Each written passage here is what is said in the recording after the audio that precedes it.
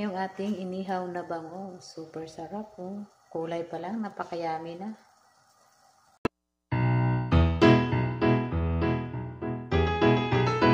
And for today's video guys, magluluto ako ng inihaw na bangus. So ito yung ating mga ingredient. Meron akong luya, onion, tsaka lemon. Meron din tayong black pepper, soya sauce, at salt. So guys, ito yung ating milk fish. Yan, binabad ko na to sa asin na may water. So ayan, ready na siya. So, sige na guys, start na tayo.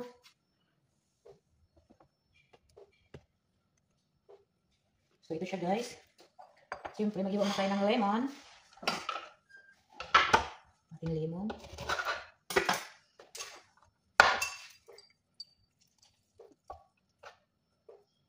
Ating kalahati na siya guys, is enough na po.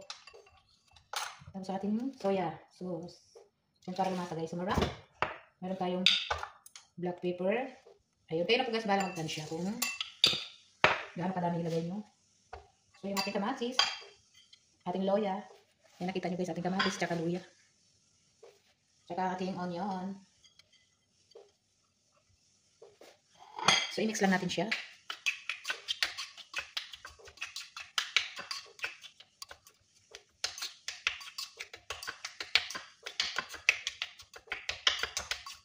At ilalagay natin siya sa ating isda. So guys, ito na yung ating isda. Ilalagay na natin ang ating gulay. So guys, yan. Kita nyo naman. Ayan. Yan natin siya ilalagay. Super sarap ito mga langga.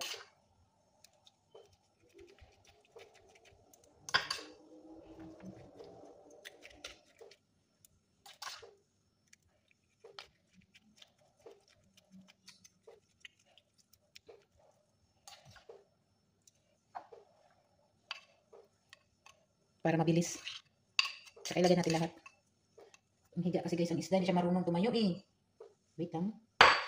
Nahihirapan ako sa kalisod. Charot lang lang.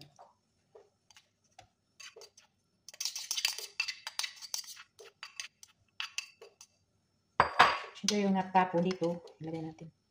Kasi sayang po. Ayan. After nito guys, syempre, bubulitin natin ang aluminum foil.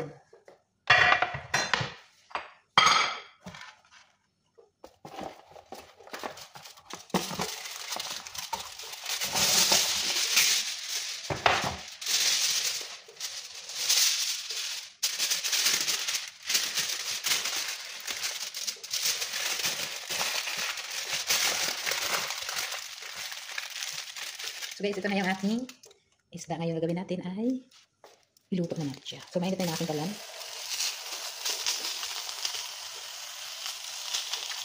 Ayan, medium heat lang yan guys. So tingnan natin later. Ngayon, babalik ka rin lang natin ang ating mainit siya. Mainit. So guys, ito na siya ang ating inihaw na bangus. So babalik ka rin lang natin. Baliktarin natin siya guys. Kasi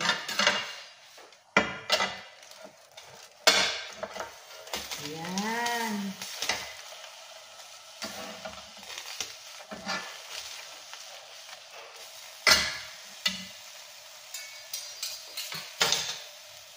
So ayan, nabaliktad na natin. Wait na natin guys.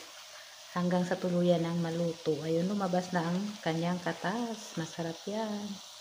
Ating inihaw na bangus. So, tingnan natin siya guys. Mahirap man sa kalisod. So, guys, ito na yung ating inihaw na bangus. Super henet. So, tingnan na natin. Charararaw. Mahinit. So, ayan na siya.